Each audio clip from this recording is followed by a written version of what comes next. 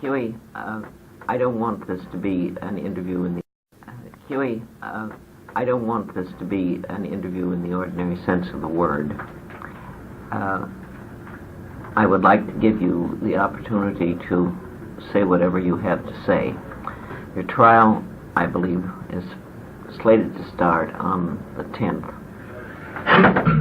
And once the trial has started, the whole relationship between you and the outside world will in some way change. And what I would like you to do is use this as an opportunity, if you wish, to make a full statement. If you wanted to divide it between things that you are addressing to the black community and things you'd like to address to the white community, then that's all right, too. So I would like it to be framed in whatever way you would like to have it done. And we can, all of this that I'm saying now, we can edit out, but I just as soon have it on tape so that you can. Yes, I think that it could be interwoven in the complete conversation, instead of making directing statements to the black community and then the white. We could direct both of them at simultaneously. Fine. Well, I expect that you had enough people ask you about your personal involvement in how it all got started and so on. Do you want to go into any more of that? Well, I think that most people are aware of the start of the Panther, but I could explain or recapitulate, because many people get the wrong view of our organization, that the Black Panther Party is a political party, and that we have a political platform and definitely a political aim. That our aims and goals are liberation of the black community, freedom of the black community, and in short, political power of the black people, which we don't have at this point. And we feel that black politics have been mishandled for many years. Matter of fact, it's been mishandled ever since black people started to engage in the so-called American politics, and this was after the Emancipation Proclamation and Black Reconstruction. Black people have been misled as far as the definition of political power. That during Black Reconstruction, many black people were led to believe that to have a political representative in office would mean also political power. The Black Panther Party has found that this is not necessarily so. That the only way that one can have political power is to have a strong base behind him, and the people are the backbone of this power. But during Black Reconstruction, where we had some black representatives in Congress and representatives from many of the southern states where most black people were, they were engaging in the politics that was actually somewhat absurd, because they were representing a people without power. And to explain this, that we would have to examine the nature of the black people's, the black masses' situation in the South at that time. That after Emancipation Proclamation, that black people were offered, or promised rather, land and equipment so that they could provide for themselves. and of course this land was never given. And in effect, all we were given was these political representatives that were supposed to seek rights and freedom for black people. These political representatives were non-effective for the simple reason that no one had to listen to them in the political arena that they were operating in, because they couldn't offer a political consequence. After they expressed the desires of the people, there was nothing more done. Simply, if the demands were not met, because the people didn't have control of the land or the means of production at the time. So the white people in the political arena had a power behind them because they owned land. They owned tools for production, and thereby they controlled the land. And these white politicians, when they didn't get what they wanted, or if the people didn't get what they want, whom they represented, then the people would act in such a fashion to deliver a consequence to the general society. And they would do this by not cooperating in, say, some industrial area, or at the time some feudal area, farm area. The farmers, if they didn't feel that they were treated fairly, they simply wouldn't sell their goods on the open market, or on the they would let their foodstuffs right in the field, and try to convince the other people of society that they should be heard. Black people were unable to do this, so they were left at a level of a beggar, because the political representative who was supposed to be representing us would demand certain rights, and after he didn't receive it, people were forced to be mute because they didn't have the tools to deliver this consequence. Well, this went on for some time, and finally the very political representative was ousted out of office. And I think that after he was ousted out of office, that black people in general remained in primarily the same position that they were in before he went into office. In fact, they even quit voting largely. That's right. They were disillusioned with the political arena completely, and rightfully so, because while the black intellectuals at the time and the representatives, many of them were very equipped. They had been educated in Canada and France and so forth. They were more educated than many of the white people in the South. So the people were disillusioned, the mass of the people were disillusioned with the political arena completely. And matter of fact, they had some reservations about it in the first place, while the black intellectuals and politicians were going around saying that we would get freedom through the vote. Black people were chanting, in the days of Jubilee, we'll have 40 acres and 2 mules in the days of Jubilee. And so the people seemed to always recognize where their real power was located. It was the black bourgeoisie or the black intellectuals who were deceived. After this, after black people were put out of the political arena, we were in pretty near the same position as we were even before slavery. Matter in some instances even worse, because we were totally unemployed.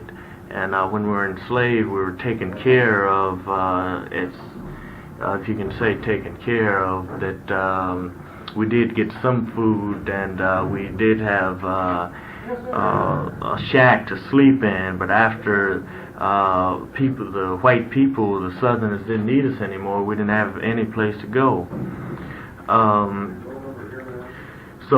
Black people started to, some started to come north to the promised land. But to skip a period of time now, I would like to make a correlation between the current happenings, and it seems that history never plays itself over again, repeats itself, but there are many similarities in things that happened in the past and the present. And I'd like to point out Adam Clayton Powell being put out of office in New York, and the people of Harlem, because they have very little control, or matter of fact, no control over any power area, and the power can be really divided, or you can analyze it in a couple. You have economical power or industrial power, and you have feudal power, or control of land, and military power. And according to John Hope Franklin, that the reason Black Reconstruction failed was because of a lack of economical and military power. That, matter of fact, shortly after the Civil War, that Abraham Lincoln was very much afraid that if he didn't disarm the black people, that we would engage in guerrilla warfare and really gain our freedom, or attempt to gain our freedom. So we were disarmed. So even at the present time, that we lack economical power, feudal power, and military power. So we're left in a position as beggars in the political arena. Even up to this time, that after Adam Clayton Powell was kicked out of Congress, that he was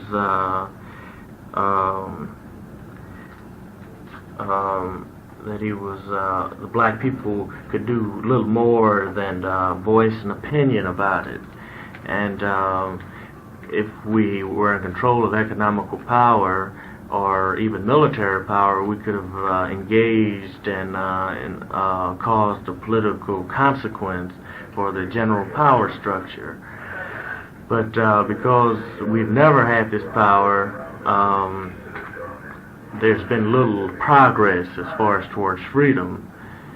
At this time, the Black Panther Party has realized of power, and we say that power is the ability to define phenomenon and then make it act in a desired manner, and that the Black Panther Party has attempted to erect a power base by educating the black community to what real power is about.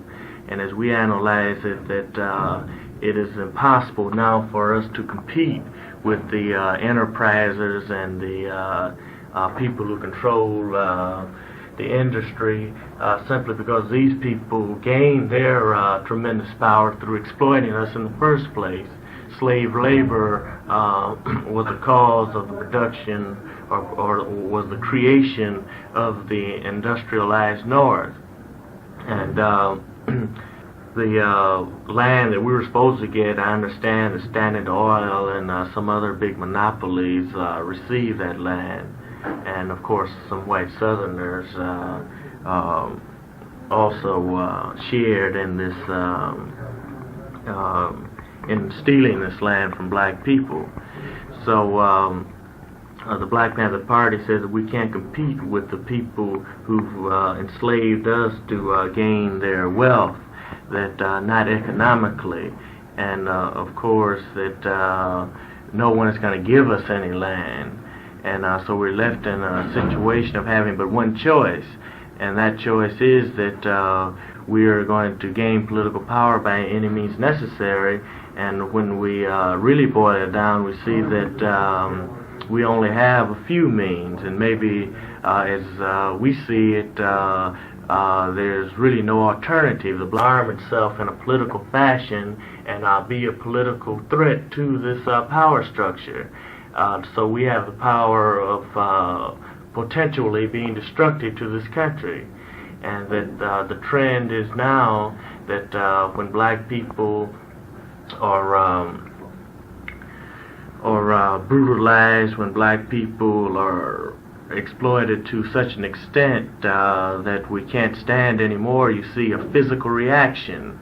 And this is in keeping with Chairman Mao's statement that political power grows through the barrel of a gun, and that many people think this is ridiculous. But no one has presented any program to compete with this capitalistic power structure, and have been successful in trying to convince them at a conference table that black people should gain freedom, equality, and justice. Matter of fact, that up until the time when black people started to take to the streets and destroying property and destroying means of production, that we're focused on now, and we're heard. And we're heard simply because this country only understands power. The whole country was erected upon power. So white people who are in control know very well what power is about. And we say that black people should give some consideration to the amount of strength that we have latent, that if it were developed, then we could negotiate, because concessions would be made when sees that black people will no longer take no for an answer, and that people are always very concerned, especially in America, because it's basically a materialistic country. They're very concerned about the safe keeping of their property that they've stolen and the freedom that they've stolen. If they see that their very existence rests upon the freedom of black people and all people, matter of fact, then I'm sure they'll make some concession. The Black Panther program, and in fact the program of all black organizations in varying degrees of intensity, it seems to me are demanding a fundamental change in the setup of our society. It's always seemed to me that the black community was the only community in this country where there was enough actual pressure to produce or spearhead at least any revolutionary change in this country. And I see the enormous change in the temper and the type of subject that black people wish to discuss. When I first was at the microphone 11 years ago, I got nothing but the nonviolent types out of the South who talked about God and brotherhood and being allowed to sit down at lunch counters or ride in buses. And I kept wondering how long it would be before they would speak in different terms.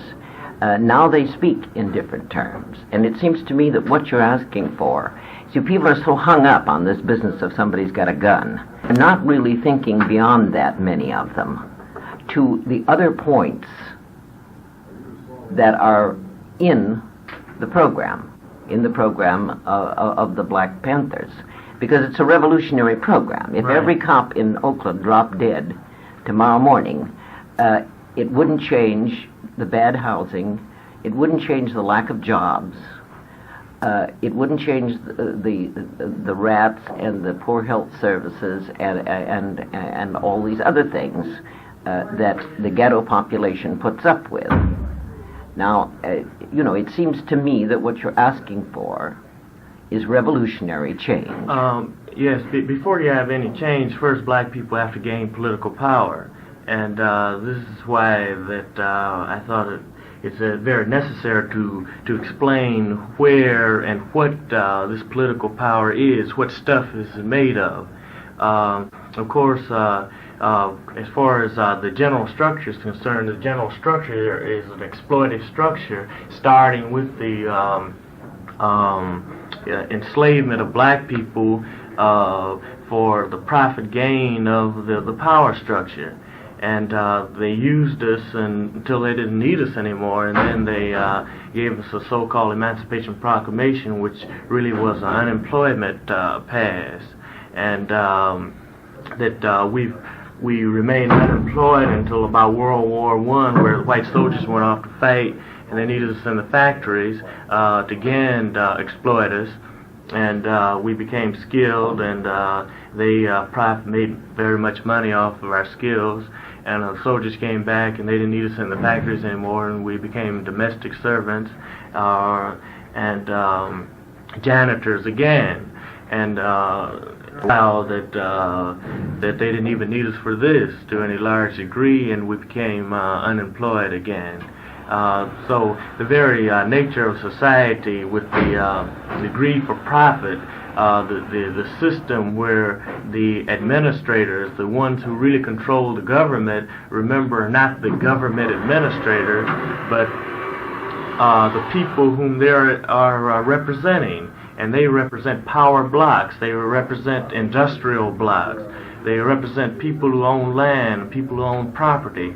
Black people have never really, it hasn't ever been in our best interest, and we haven't ever gained anything by the capitalistic system. While capitalism, and when you think of capitalism, you assume the theory of free enterprise, where one person can compete with the other, and that he has just as much right to, if he works harder, he will gain more land and more money. And this assumes something else, that the people will have this freedom to compete with each other, or the free enterprise theory, that black people have never engaged in free enterprise, that when the move was to the west, that black people were slaves, and that when the cowboys and the frontiermen were staking up land to compete with each other, that we played no part in this. The only part we played in was to make it possible for them to engage in free enterprise. So free enterprise and capitalism has only been destructive to black people, and we're demanding a drastic change, revolutionary. Within our platform, it's explained that first, that to be born in any country, and to be born in this country, that the man has a right to live, and to live, he's going to have to provide for himself and his family. So therefore, it's up to the administrators to provide him with work. And it has nothing to do with the amount of education he has, because then that would be a very cruel discrimination, as they do today. The man who's uneducated, he doesn't deserve to live. This is the line of thinking, I guess, they operate upon. The man who's educated, he deserves to live. And then if you analyze it further, you'll see that the man who's robbed historically for this living is the man who ends up with the advantage, and the people who are the victim, who made it possible for him to be put in this situation of learning, were the people that he exploited for his own personal interest. So the Black Panther Party demands full housing, decent housing rather, that's fit for human beings to live in. We demand full employment. This country, with this system, with the institutions that it has, and that's private property and capitalism, or private ownership, has proven that either they won't give full employment, or they're not, they can't, or they just won't. They're not interested in it.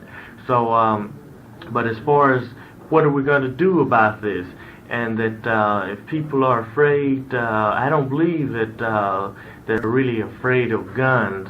If it was really so, if the majority of them were afraid of guns, then they would demand that their armed forces be disarmed. and that their police officer, which is actually the local army, be disarmed, and the National Guard be disarmed. But they only become afraid when the victim starts arming himself, and in a political fashion. And as far as the demands that we cite, and how we go about this, as far as the power that we're going to develop, that we are developing, I think is in keeping with all colonized people. And we are a colonized people. We always have been. And now we're sort of in a decentralized colony, because with the black community spread all over the country. But nevertheless, that we're treated as other people in foreign countries who are colonized. And the establishment acts very much like the colonizer, and uses us for his interests whenever he wants to, and our work never benefits us. It only makes him richer. But in these other countries where people have sought to gain their freedom, they went about it in a way so that they could first gain power within the people, and they didn't go around talking about trying to persuade the explorer to change his ways. Perhaps they did it for a time, as we have done it for a time. But they armed themselves, and they toppled the explorer, and then they administered a system that would be beneficial to most of. There was no real contradiction between them tearing down and rooting out the system to place a new one. As far as your statement that if the police were driven out of the community, there would be no change. I doubt this seriously, because of certain things that's happened in other countries. For instance, in Cuba, where a few armed men with Fidel Castro and Che Guevara went into the hills to change the general structure. And when they drove Batista's army out, who was aided by America, and thereby driving America out, they did change their system. So they did get decent housing, or they're attempting now to get more housing for the people. They are creating the educational system that's beneficial to most of the people. What kept them from it? Nothing but the gun of the reactionary army that was in the puppet government that was actually put there by America and supported by America, as America supports many puppet governments, as they support the puppet government of South Vietnam. So I'm inclined to believe that if the force is taken away, or if the force is matched in through some strategic means, where that it would be very difficult for the local, national, and authorities to deal with the black community, then the change will be at hand. But before this time, before we develop this power, then we'll engage, because as soon as they disagree with us, they will simply send in their police force and their National Guard, and then, as they did in Detroit, their 82nd Airborne. So it seems to be a trend that is simply power understands power, and that without this understanding, I don't believe there will be any change in this country. But that change would bring about revolutionary changes in the structure of our society if it could be achieved. It definitely will be, for the simple reason that if the Black Panther Party has anything to say about it, that we have we realize the defects of the system now, and that matter of fact, the corruption of the system, and we realize that the whole institution and the system must be destroyed and replaced with a new one. And we talk about decent housing, and within the platform we state that if the private landlords will not make decent housing for us, then we will nationalize the housing and make decent housing for ourselves, and we will then put pressure upon the national government authorities to aid us in this. Do you see any natural or even necessary connection between the black movement, the black militant movement, and the other black movements, which in a sense are saying the same thing, but perhaps not coupling it with quite as outspoken a position as yours, and the white radical movement? I say that the liberation movements in general are saying primarily the same thing, that we want freedom and that we're demanding an equal share of the wealth. But in many cases, I think that many of the groups don't understand the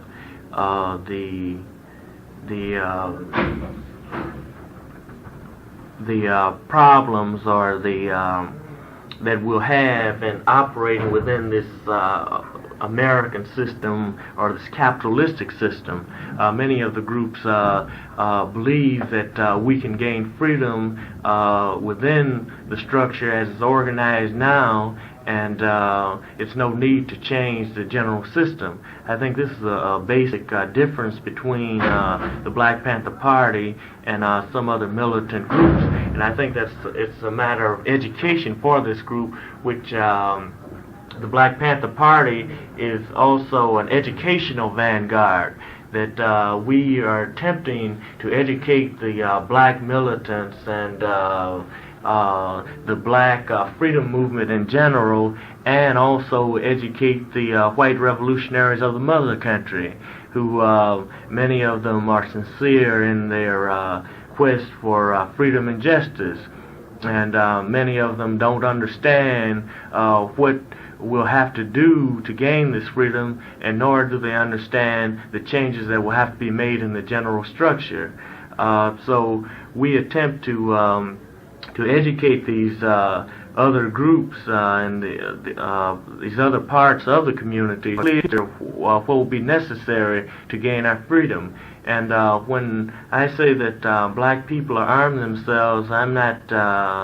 I don't mean to imply that we're arming ourselves to go out and say tomorrow and tear down the American structure. What we are doing is very similar to what countries such as Vietnam and with the National Liberation Front, countries such as China. I would like to explain the relationship that goes on between China and say Vietnam and America. Number one, the Vietnamese people don't have any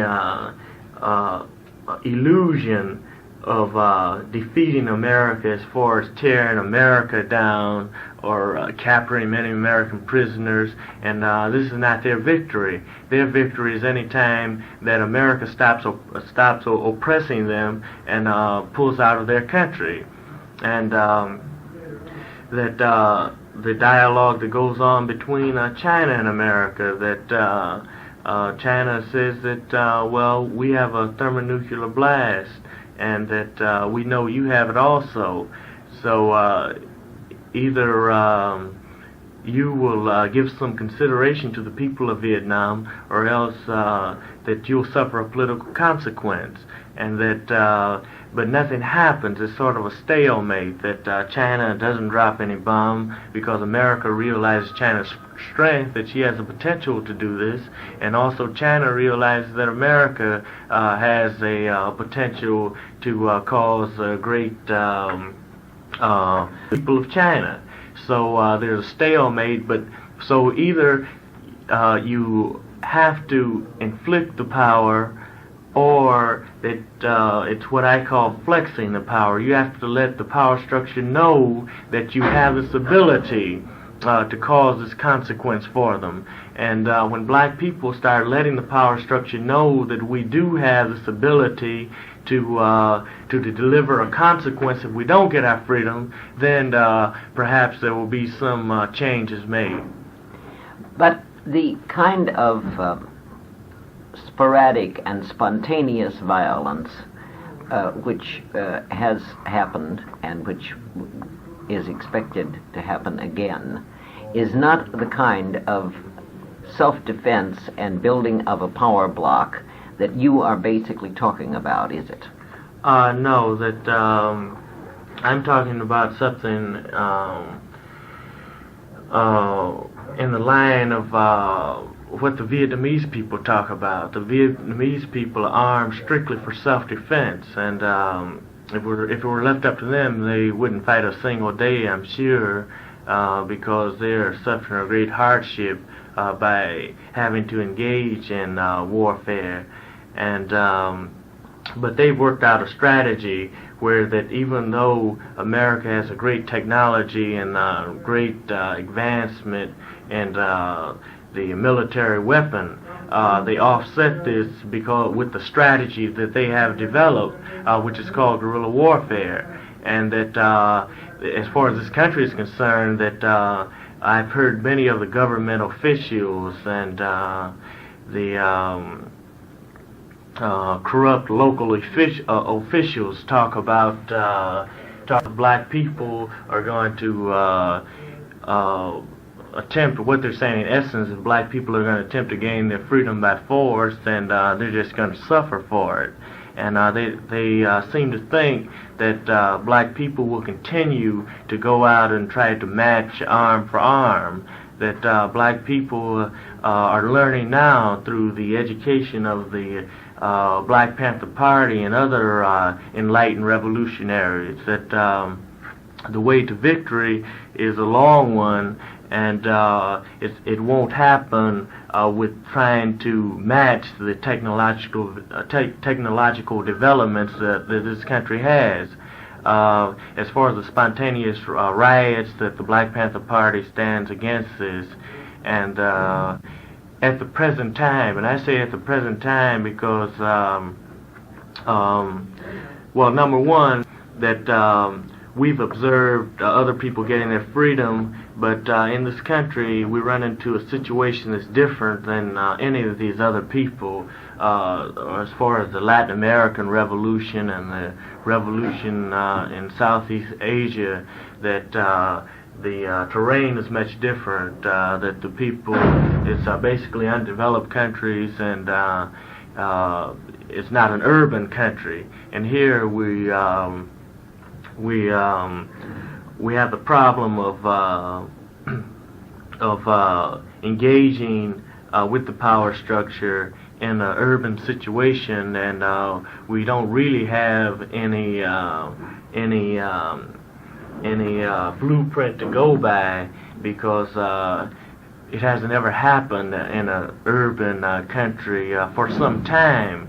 But as I remember, or as I've read, that the French Revolution was, I think, could be considered somewhat of an urban revolution, where France fell and the bourgeoisie fell, and it was similar to a urban riot in this country. And I understand that the masses of the population was very unorganized, but their quest for freedom was so strong until and they were unified in this quest. They went out and literally tore the foundation out of France and the ruling class at the time. So as far as the future of our revolution, I don't know what turns it will take, but at the present time, I would advise against the spontaneous riots. And one way that this can be done is through publications. That our party has a weekly paper, the Black Panther is called, and we teach the correct methods for liberation within the paper, and we see that there's much need for direction, and we attempt to give this direction to the revolutionary people of America. I've been told by many people from the South that in wide areas of the South now, the people are universally armed. And yet there has been no overt attack on the white community, but that nevertheless there are boundaries which the white authorities no longer attempt to cross, and in the meantime the organizations are attempting in some way within the structure. A spontaneous riot, for example, that might be precipitated by, anything, whatever, in Detroit, in Oakland, in Harlem, might in fact at this stage give the police and the authorities the opening that they are waiting for. And at this stage, perhaps the strength of the militant aspects of the black movement could be wiped out. Well, I doubt very seriously whether the black movement for freedom can be wiped out. To do this, you would have to wipe out 30 million black people or more. So as far as the leaders come, and unfortunately leaders go. Leaders are assassinated, murdered, but yet the black people march on. And as far as I fear of being wiped out, that we have no fear whatsoever of being wiped out by the power structure, because we realize that as the saying goes, that you can kill the dreamer but not the dream. And so we feel that our teachings will go on, and if people will identify with the party's leadership, this is what we ask for. If we can instill or project a philosophy that is acceptable to the people, then we will serve our purpose.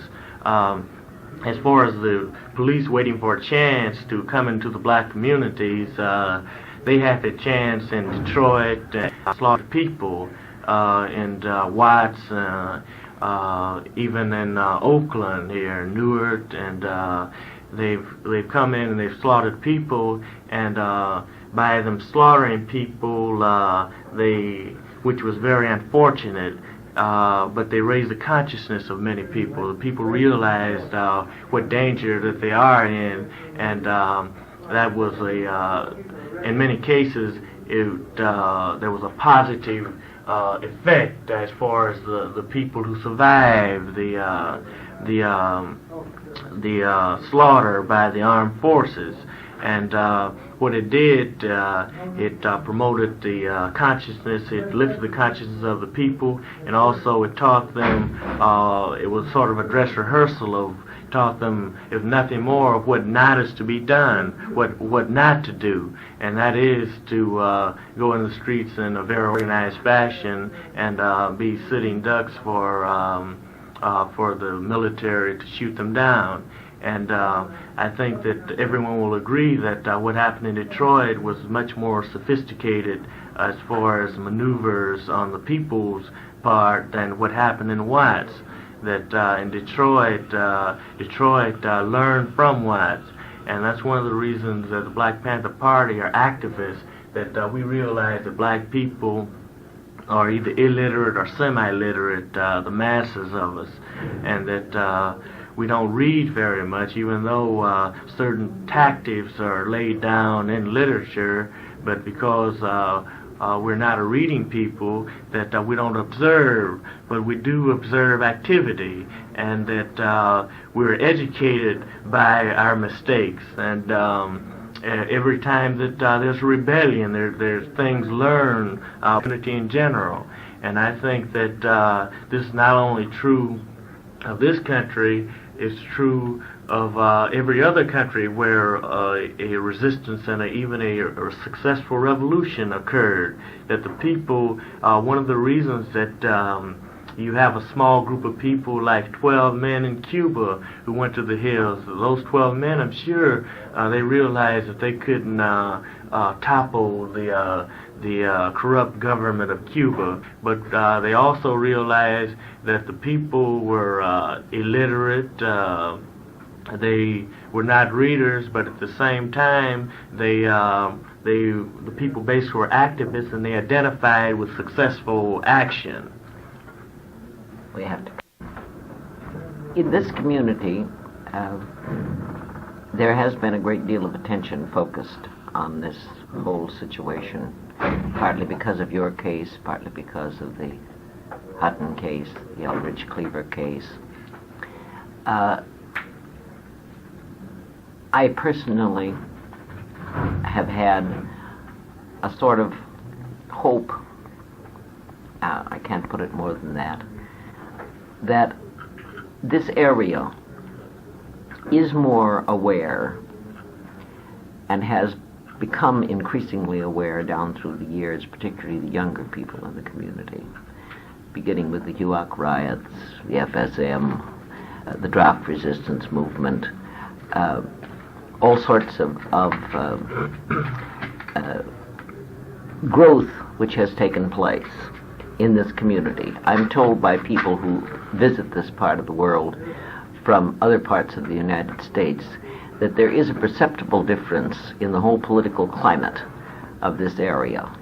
Right now, there are white people, not only the coalition with the Peace and Freedom Party, which developed at their conference, but unorganized white people who are asking, and meaning it, I think, what they can do. Do you feel that there is a possibility that in this area, at least, we might be able to bring about some of the basic changes which would be necessary to have a civilized community, and that it could possibly be done through political and organizational and educational means? I mean, what is the role of the white person in this community who genuinely wishes to align themselves with the struggle for black liberation in the full sense of that word?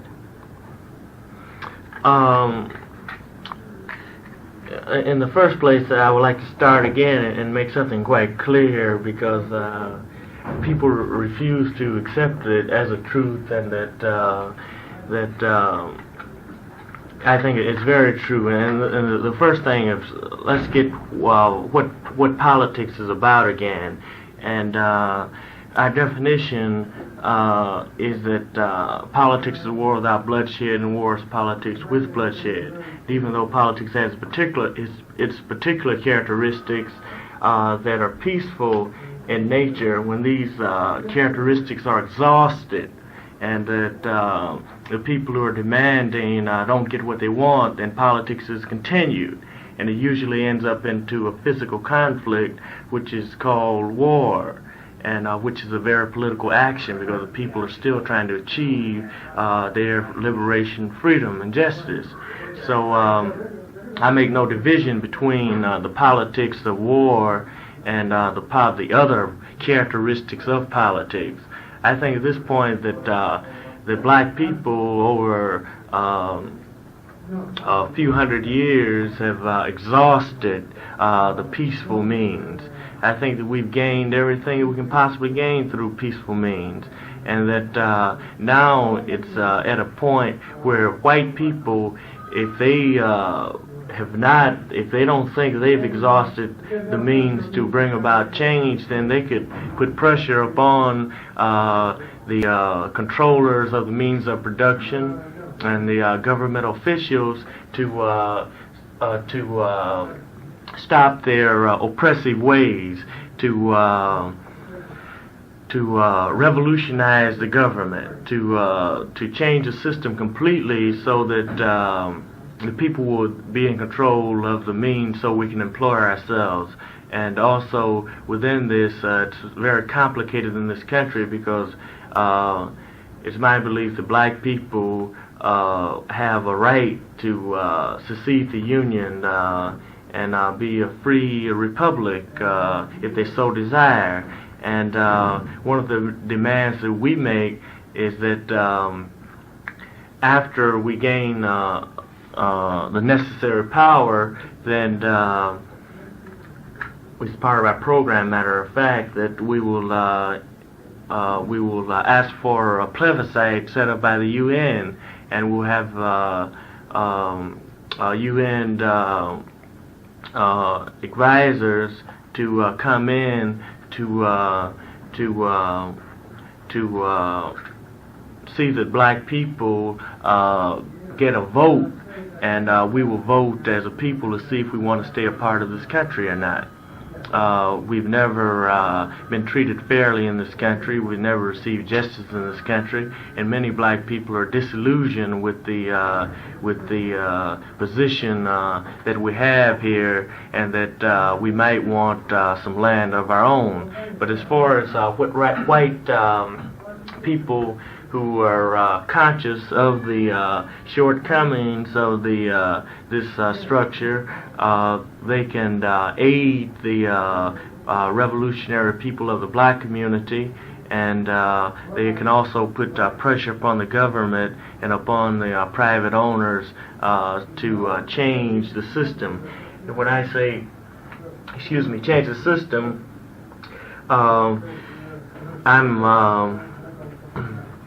I'm also including that I don't believe that the private owner can actually give full employment. Number one, because of his profit motive, that he's only going to try to get richer and to pay the people as little as possible. So I think that they have a tremendous job on their hands to change the basic economical structure of the country.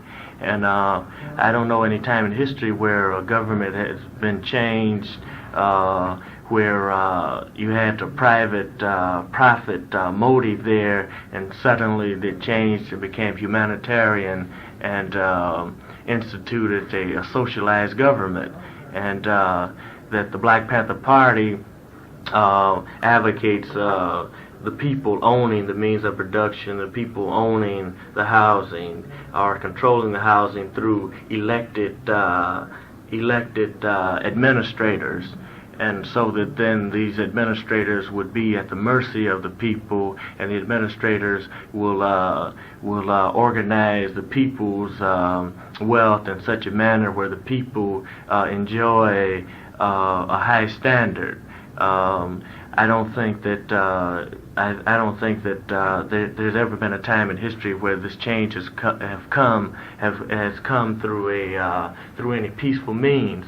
Although I would like to see this, I would like to see it happen for the first time in this country, but I doubt seriously whether that this will happen. Well, many of the programs which are suggested by people in the white community are things which might help a few individuals.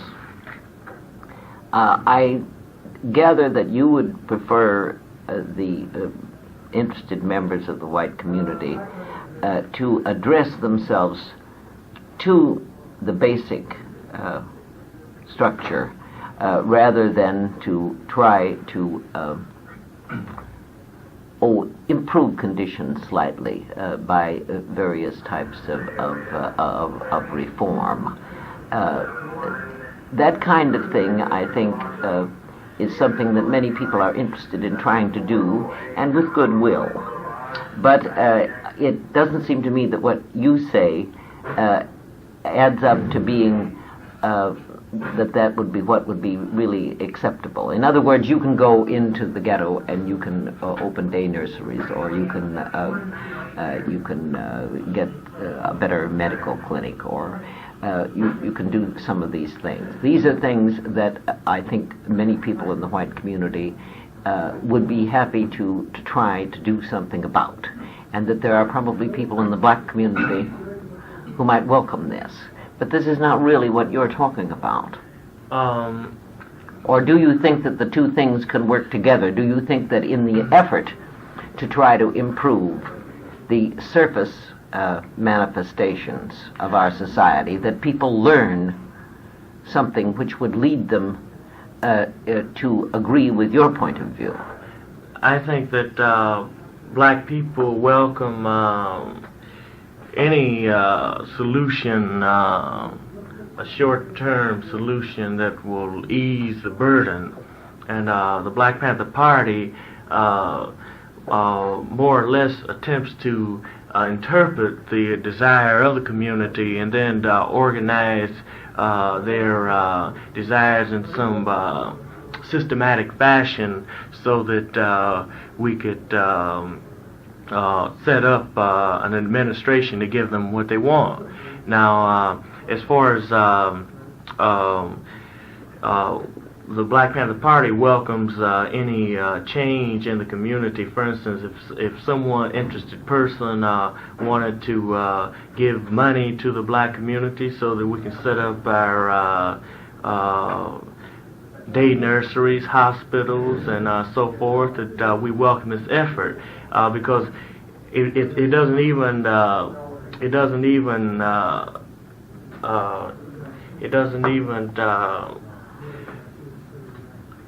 it wouldn't even be in a counter-revolutionary fashion as it is in some other countries that I can imagine, that where many progressive or revolutionary people would speak against this for the simple reason it tends to give the people the illusion that they can gain their freedom through these short-term reforms. In this country, black people are so frustrated. Black people have been enslaved so long until no one can pay them off or with a short reform to satisfy us. If this were the case, then the poverty programs would have stopped all insurrections. But the poverty program has not stopped the rebellions. Even though, as far as the poverty program is concerned, that we don't speak directly against the poverty program, we educate the community and show them where the poverty program will not liberate us. The poverty program is just what it says it is. It's a program for poverty, and it's a program to perpetuate poverty. And even though a few people, a handful of people in the community are quote, help, it ends up that the people who need the help, who don't need the help, are getting most help out of it. And these are the people who are highly educated, and they're getting the incomes, the large incomes from the poverty program. So as far as the black community is concerned, it wouldn't stifle our liberation move for some interested people who happen to be naive to come and to give monies for little reforms. A few of our people will be helped, and but the mass of our people will not be deceived that this is the answer to the problem. The answer is more basic than that. The answer is a complete change, because we know that these little reforms won't give full employment. We know that these reforms will not make decent housing for all of our people, and that because it won't make decent housing for all our people, then the revolution will go on. If it did make decent housing, full employment, justice in the courts, then of course it wouldn't be a reform, then it would be a revolutionary thing, and we would welcome it wholeheartedly, because it would not only save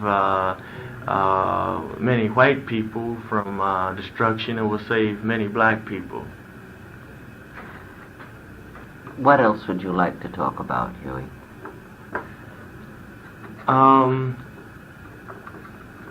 One point is that the Black Panther Party's program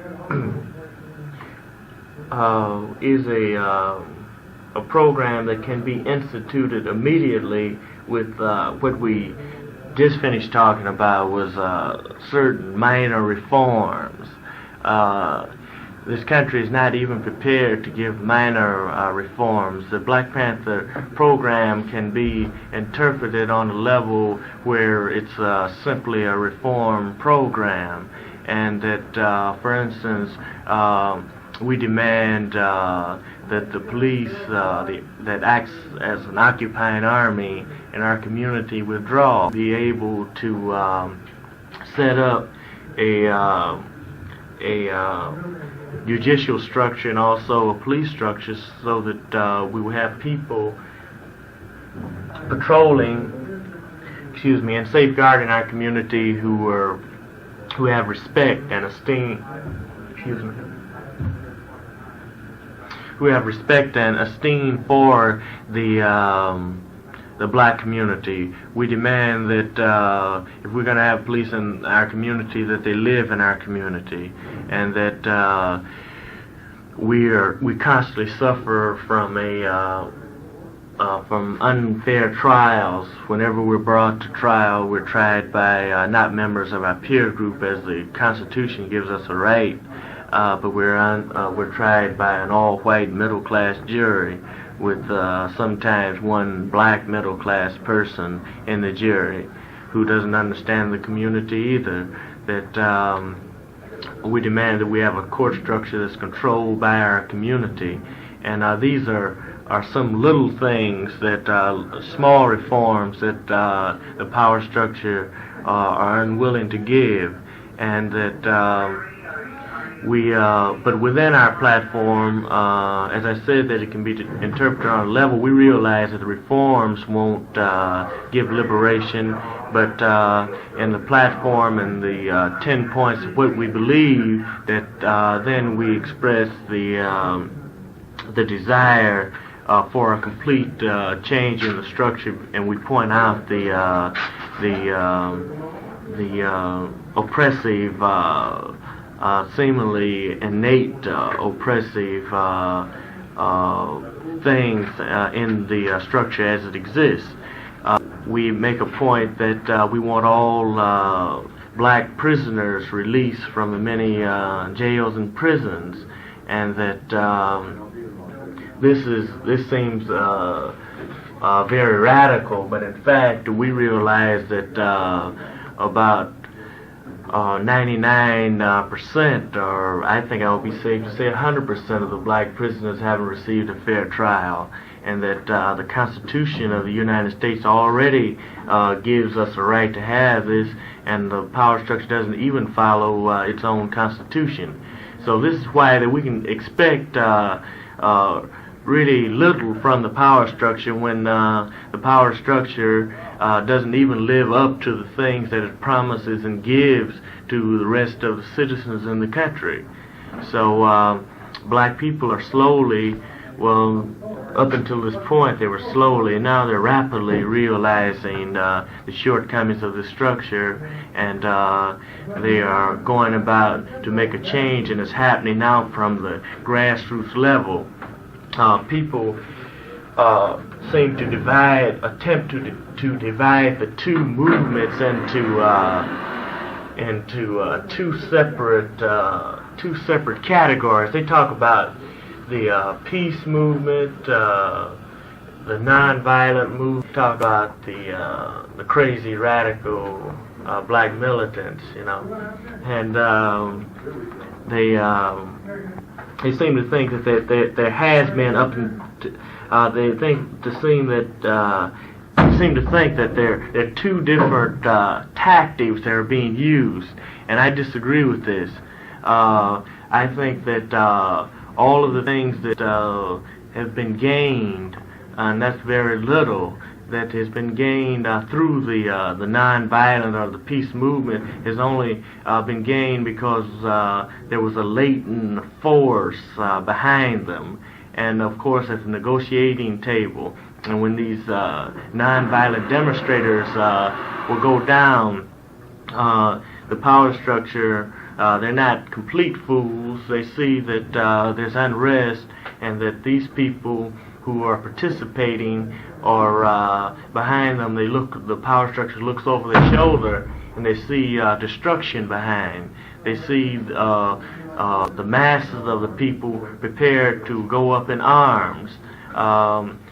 Many people in the so-called nonviolent movement, they don't realize what the power structure is seeing when it looks over their shoulder. And maybe they don't see it because, after all, they have their backs to the masses. And the power structure, they're facing the masses by facing the nonviolent person. Only he's seeing more than the nonviolent person is seeing.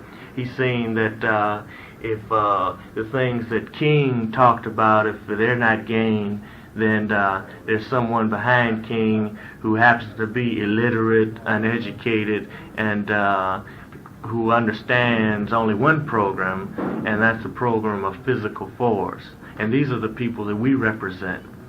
And yet you are using every method which is open to you. I presume that that's the reason why you are engaging, in fact, in electoral politics, as exemplified by the coalition with the Peace and Freedom Party.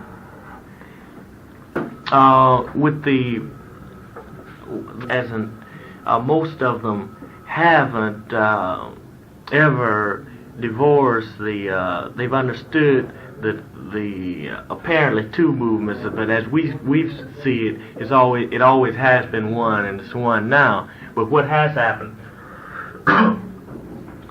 Suddenly, those people that the power structure were looking at and are very afraid of have become somewhat articulate, and they now can not only deliver the force, they also can express their desires. And I think that that Malcolm X pointed it out very well when he referred to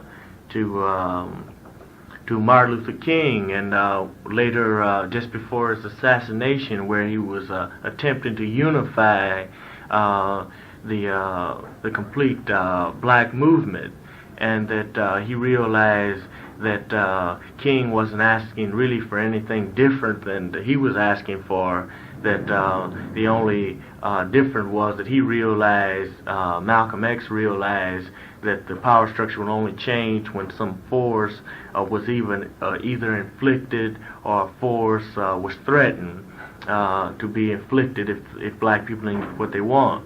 So at this point, the black militants are now voicing and articulating the grievance of the grassroots of the community, who they happen to be a part of. In the past, that the nonviolent movement was always led by the middle-class blacks, who were interested in a black middle-class problem. And up until the later days of Martin Luther King, you could see a more of a merge that Martin Luther King was making with the black militant, because then I believe that he started to realize where the real strength was, and the real strength was in the political power they would have, and the political power is in the grassroots of the community who don't believe in negotiating, and they need representatives to negotiate for them as far as articulate a program and articulate their desires. But they are the activists, and they are the people who cause all change, and they're the makers of world history, as they've always been. And now, as far as my running for office with the Peace and Freedom Party, on a Peace and Freedom Party ticket, is basically an educational thing for the community. Now the community can renew their respect for the political arena to the point where they will realize then that what their desires are will be expressed, and that they will not be promised that the political representative, or namely that I couldn't make any changes, and that I wouldn't promise any changes, and I wouldn't compromise, just as they don't want compromises. They want freedom now, and that I would go on doing primarily what I was doing before. I was educating the community and organizing the community into a political force, so that the black community will be able to gain the victory that we all must have. But as far as negotiating freedom in the political arena, that there's no, we don't live on the illusion that this is possible. But as a spokesman for the black community, the Black Panther Party will go on being the spokesman. And if the black community chooses to elect me for office, then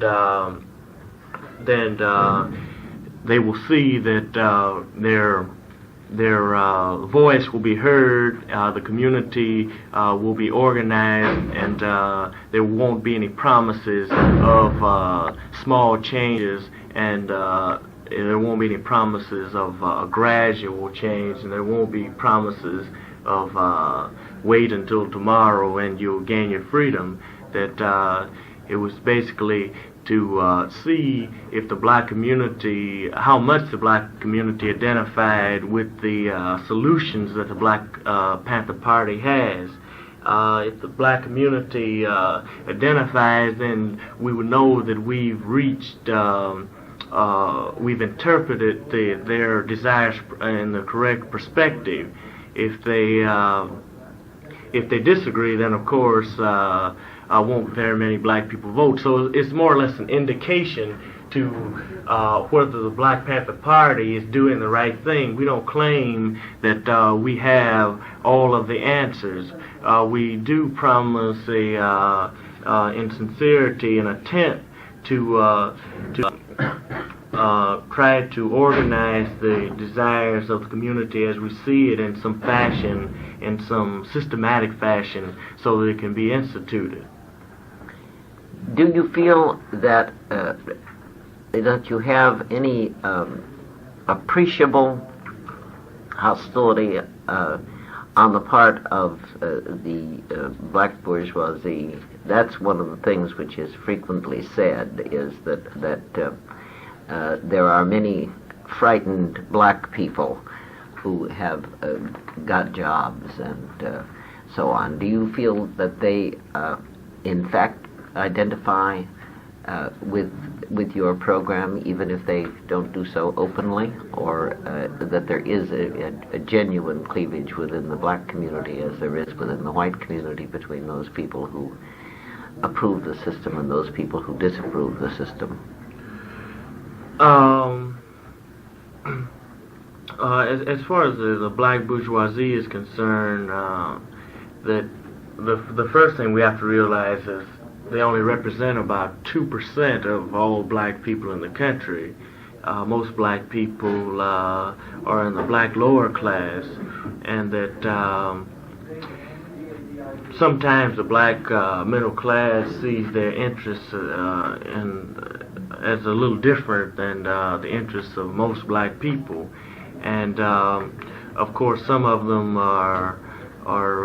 have very good jobs, a very high income, and they're in privileged positions, black and exploited and discriminated against, but yet their position is somewhat privileged, attempt to correlate it or relate it to the general masses of black people.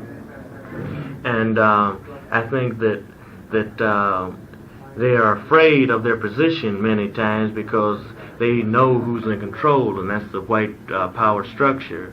So some of the demands that we make, that some members of the black bourgeoisie will speak against, and even though in the long run they will be beneficial to them, because a change will occur whether they like it or not, because they don't represent the majority of the people, of the black people.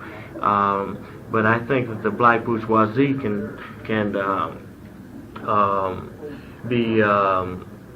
be related to the historical privileged position of the house Negro, that even though we were enslaved, that the house Negro or the house servant received a little better treatment than the Negroes that worked in the fields, and or the black people that worked in the fields.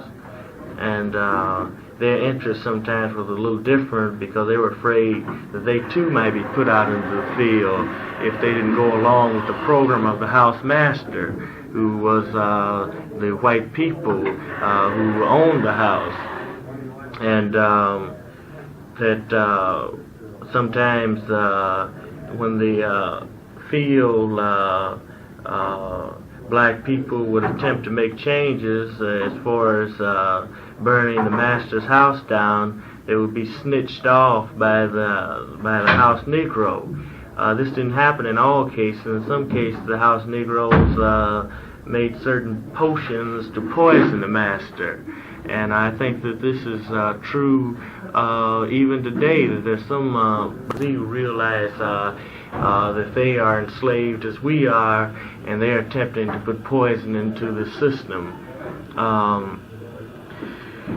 Generally speaking, the black bourgeoisie will have to be put into line by the masses of black people. And the black bourgeoisie only exists in this privileged position because of the efforts and the suffering of black people. That we have what you call universal tokenism, where black people can, if you're privileged enough to get an education, and this providing that your family has a certain economical status to start with, that you can get out of college and even get a master's degree, and you're promised you can get any job that's open practically. You can even get high-ranking jobs in private businesses.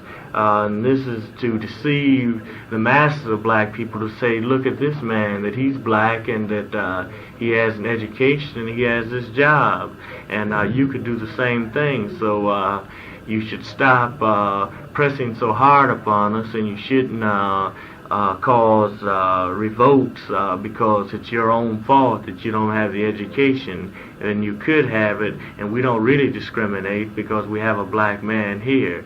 And black people have been disillusioned by this tactic, but now we see that just employing one or two black people doesn't mean that all black people, if they receive an education and if they had an income high, that they could or have an income high enough and then have an education, they could have this position inside of the power structure. That they realize that the power structure is unable to employ all of its people. It's a matter of fact against it's against the whole logic of the whole system, because the system, if it doesn't have anyone to exploit, then it becomes threatened from within, from the people who are working, because they see that they don't have control, and then they just demand higher demands to get an equal share of the wealth. In other words, that they see that where they're making $100 a week, that the owners are making $1,000 a week, but yet they're doing all the work that are producing the wealth for these private owners, and that the black people realize that the first thing is not to get an education, because poor black people they're too concerned about just earning out a living to eat each day, to clothe themselves, to pay money or have the leisure time to get an education. So the first thing is not an education. The first thing is full employment with a high standard, so that then we can afford to educate our children, and we'll have the leisure then to to indulge in certain academic pursuits so that we become very cultivated. So the first things first is full employment, and that many people in the black bourgeoisie, maybe they are deceived that who can hardly eat each day can sacrifice a member of the family to go to school. I think this is somewhat an absurd conclusion to reach, that the first thing is to straighten out the economical system, and then education will follow. Would you like to discuss any further the business of the police and also supposing the police were not armed, would that make any difference in the attitudes of the people in the ghetto? In other words, does their power lie in their guns? Well, you must realize that the police force are only an extension of the military services. That the police are they handle local security, and the National Guard, international security, the National Guard, national security, and the Armed Forces, the international security. So just disarming one segment of their army, their oppressive army, would not reach the satisfaction of black people. That if they were to totally disarm their National Guard and also their military, then we could talk about some peaceful changes. Are there any other subjects that occur to you, Huey, that you would like to talk about? Well,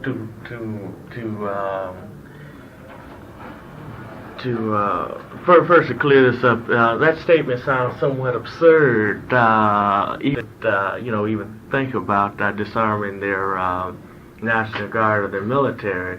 And it's equally absurd to think that black people will not talk about arms when you have an armed administration to keep you in line and to keep you oppressed. Anytime that you have a government that maintains a regular army and a regular police force, and the people are disarmed, or a segment of the people are disarmed, then the people are either slaves or they're potential slaves any time that these administrators or this army decide to subject them to slavery. And I think this is about universally true, and that I would like to repeat for emphasis that either they're slaves or they're subject to slavery, and that's to answer the people who point out that some governments have an armed force and the people are not enslaved, but the people are subject to slavery any time. And I think that historical events will bear me out. That, for instance, you get many military coups. You had a coup in Algeria when Bambella was ousted by the military, and you had a military coup when Nkrumah was ousted from Ghana, and that one of the basic mistakes that these men that they didn't arm the people so the people could be to keep the military in check, and that the military, whenever it got ready to, simply just took over the power. So the people must be armed as long as the administrators maintain an armed body.